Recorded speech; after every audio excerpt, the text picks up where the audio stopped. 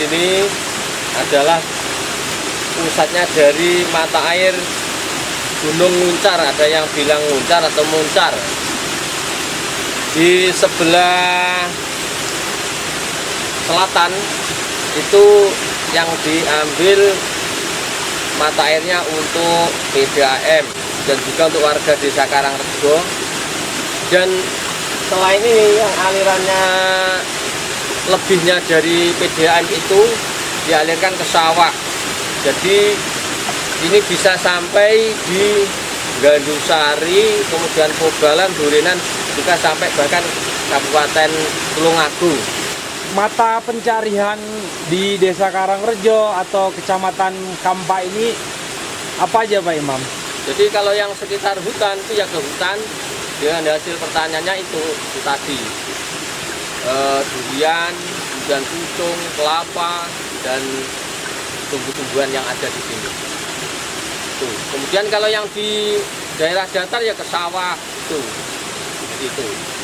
Setelah ada PDAM itu ya pasti ada dampaknya. Jadi ketika suatu misal sawah-sawah yang ada di Karangrejo yang sebelah utaranya Balai Desa itu sebelum ada PDAM kan 1 tahun itu bisa keluar padi 3 kali.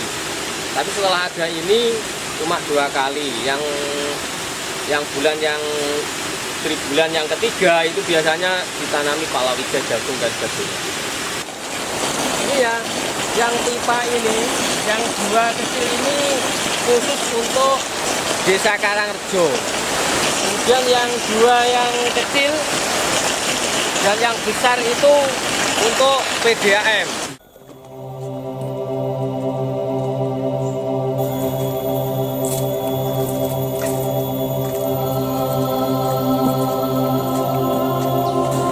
Mulai RT 26, 27, 28, dan 29 semuanya pakai seperti ini.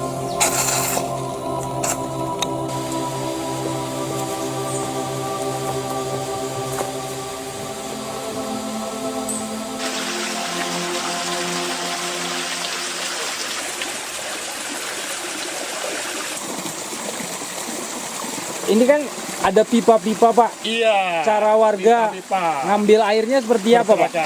Ya, ini kan dari pipa atau selang kira-kira 1 kilo, kemudian sampai di sini. Ini diberi, ini apa namanya ini untuk saringan, untuk saringan air supaya nanti kotoran-kotoran tidak masuk. Kemudian caranya, walaupun sampai 1 kilo, tapi di situ dipotong kira-kira 20 meter. Untuk apa? Untuk memudahkan nyedot. Begitu. Kalau sudah airnya itu mengalir, baru disambung. Selep begitu. Ini sudah mulai mengalir dengan baik atau lancar. Dari sini ke rumah warga ada berapa jauh Pak sampai ke rumah? Selangnya berapa meter? Ada yang 2 kilo. Bayangkan. Tadi ada selang, saya hitung berapa itu, 28 selang sampai di sini. Nah, itu. Bayangkan berapa biayanya. Sepanjang pengetahuan Pak Imam, ada berapa desa yang masuk konsesi pertambangan? Kalau di Kecamatan Kampak itu yang masuk ada 6 desa. Termasuk Karangrejo, yang masuk itu Karangrejo, kemudian Ngadimulyo, Buburan, Timahan, Sugian, dan Bendoagung itu masuk semua. Kalau di wilayah sini itu tempatnya untuk penyimpanan bahan peledak juga di sini katanya di petanya itu, dan juga ada mes-mesnya karyawan.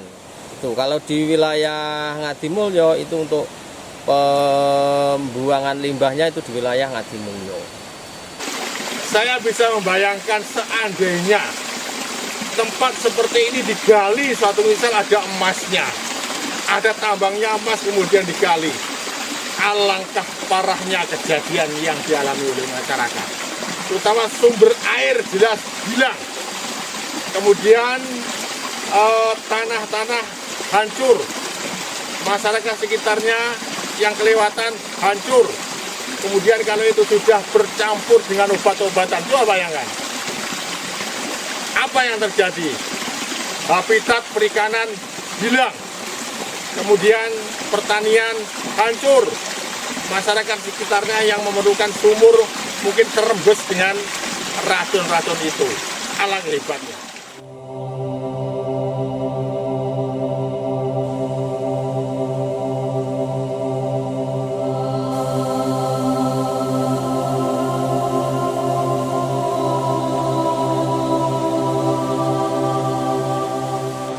Sebetulnya Gua Lawe ini awal-awal akan dibuka, itu didatangkan orang ahli gua, ahli geologi dari Bogor yang namanya Dr. Ku. Dr. Ku itu punya teman dari Prancis, letengnya sekolah kuliah di Prancis, namanya Griffith Mahtofani. Setelah didatangkan sini awal sekitar akhir 83 didatangkan supaya menyurvei ke gua ini. Gua ini disurvei sampai ruangan demi ruangan sampai menemukan 12 ruangan yang luas. Ada 12 ruangan? Iya, 12 ruangan yang luas. Yang sudah dibangun ini 8 ruangan. Setelah itu Gua Lawa disurvei menemukan 12 ruangan yang luas. Ternyata Gua Lawa ini termasuk gua terpanjang terbesar di Asia Tenggara menurut Dr. Ku.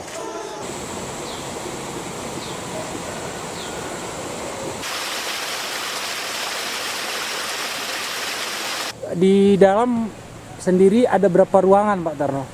Ada 3 kalau di dalam, tapi kalau masuk agak berat sedikit. Ada berapa mata air, Pak, di dalam? 2 besar. iya besar. Sabangnya 2. Sabangnya 2. Iya. Dan ini mencukupi berapa RT mata air di Nilam? Mencukupi ada 4 RT kok.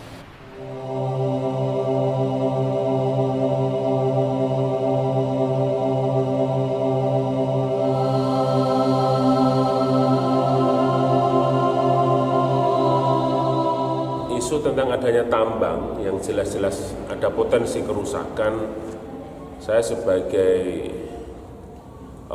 akademisi di dalam hal keagamaan tentu menolak, karena itu sangat tidak sesuai dengan kaidah di dalam Islam. Kerusakan itu adalah hal yang dilarang. Kita bayangkan kalau kemudian di situ terjadi eksploitasi sehingga akhirnya mata air itu hilang, mata air itu rusak, ekosistem rusak. Ini siapa yang akan rugi? Kita sebagai masyarakat Trenggalek tentu akan rugi. Bayangkan mata air yang seharusnya bisa konsisten digunakan anak cucu kita nanti sampai 20-30 tahun yang akan datang akan hilang pada tahun yang sama ketika eksploitasi itu dijalankan.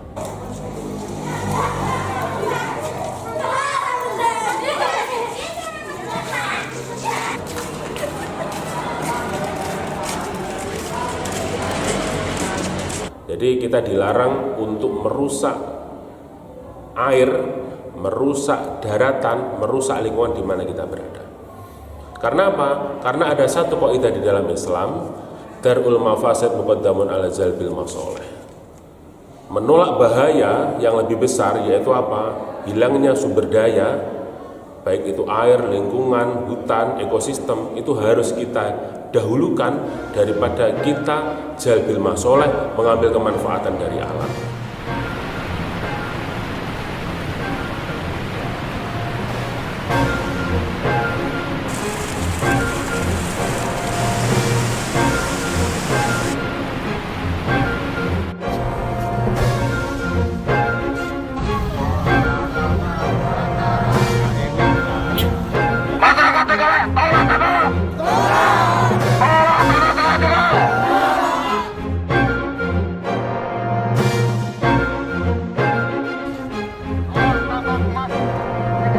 Namanya good mining dan segala macam, tentu yang namanya dikeruk sedimen itu pasti ada, dan sedimen itu pasti mengalir sampai kemudian ke hilirnya.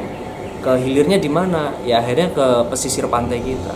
Nah kalau hilir kemudian tercemar dengan berbagai macam sedimen, mineral, belum lagi campuran dalam pemrosesan tambangnya yang bermacam-macam, tentu biodiversity di sekitar pesisir nanti juga akan terganggu. Kalau sudah begitu, siapa yang nanti yang dirugikan? Bukan cuma masyarakat yang di atas yang mungkin ditambang di sekitar gunung, yang pesisir yang nelayan cari ikan pun juga semakin sulit.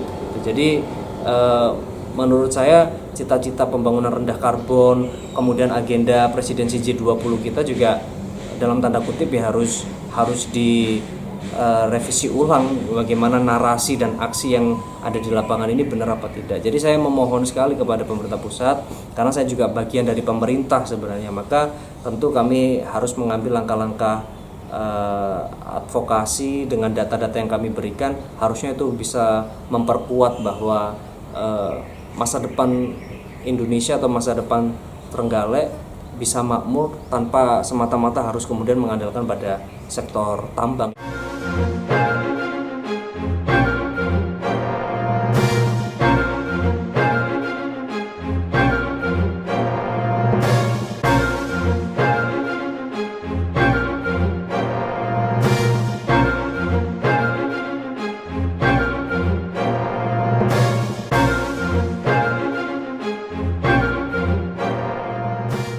Yang jelas untuk perempuannya nanti akan mendapatkan dampak buruk daripada penambangan itu, khususnya terkait dengan kesehatan.